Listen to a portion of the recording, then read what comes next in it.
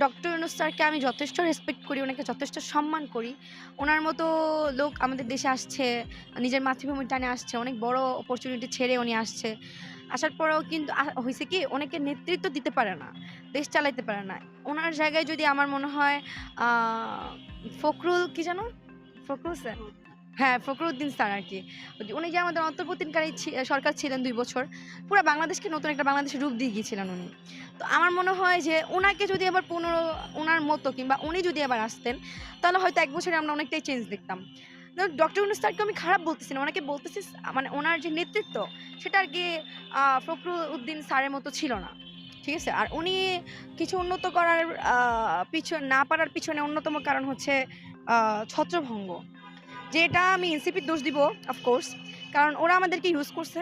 ওরা যদি আমাদেরকে বলতো যে ওরা একটা রাজনৈতিক দল খুলবে, আমরা কখনোই প্রোটেস্টে আসতাম না। কে আসতো না আসতো আমি জানি না। বাট আমি আসতাম না। আমি আসছি আমার ভাই-বোনরা রাস্তায় মারা যাচ্ছে।